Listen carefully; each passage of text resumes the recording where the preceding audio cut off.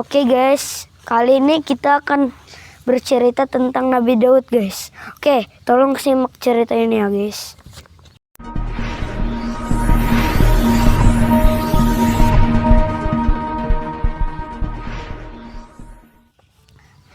Nabi Daud alaihissalam mengalahkan Jalut atau Goliat.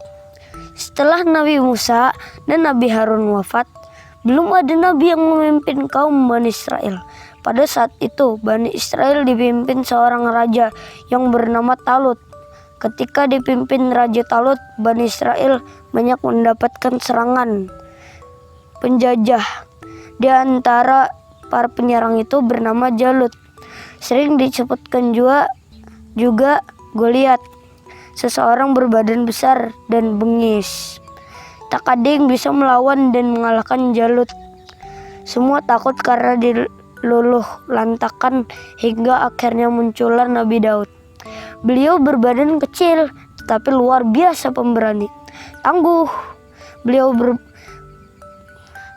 Raja Talut dan pasukannya pun merasa berkecil hati melihat perbedaan yang sangat mencolok. Jalut berbadan besar, hampir 2 kali lebih besar tinggi dari Nabi Daud.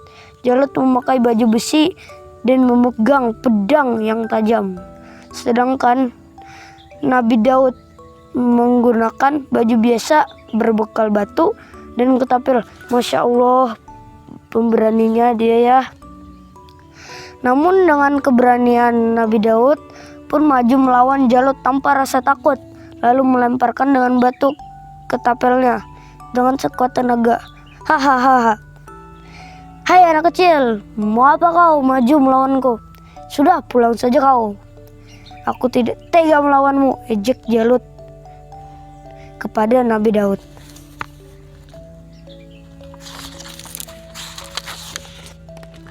Bismillahirrahmanirrahim. Sutak, ucap Nabi Daud. Batu pertama mengenai dahi Jalut hingga pandangannya menjadi kabur.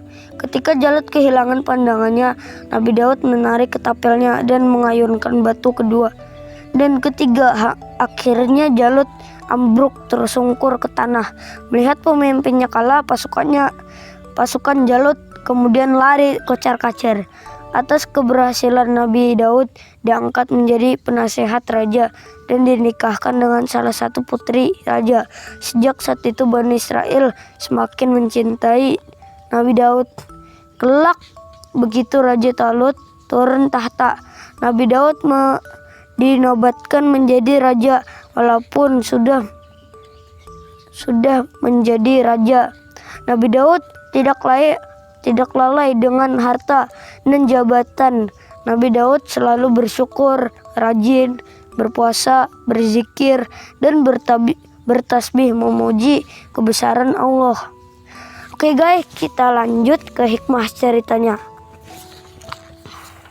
Hikmah cerita: tidak ada yang mustahil jika Allah sudah memberikan pertolongan.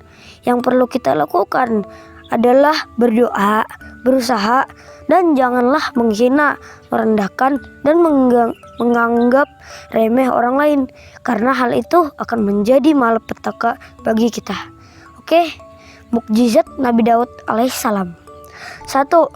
Allah Subhanahu wa Ta'ala menurunkan kitab Zabur kepada Nabi Daud. Walaupun perbedaan kecil, Nabi Daud bisa mengalahkan Jalut yang kejam berbadan raksasa.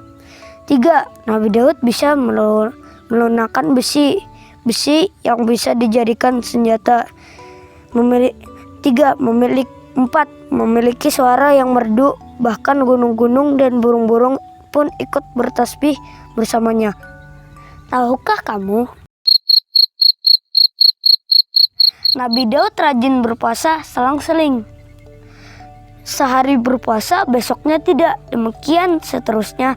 Puasa Nabi Daud tersebut sekarang menjadi puasa sunnah yang memiliki sejumlah keutamaan dan faedah yang luar biasa, dikenal dengan puasa Daud.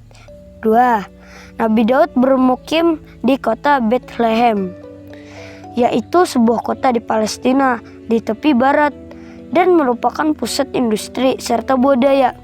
Kota ini juga merupakan kota kelahiran Nabi Isa alaihissalam. 3. Disebutkan bahwa Jalut mempunyai tinggi 6 hasta atau sekitar 3 meter.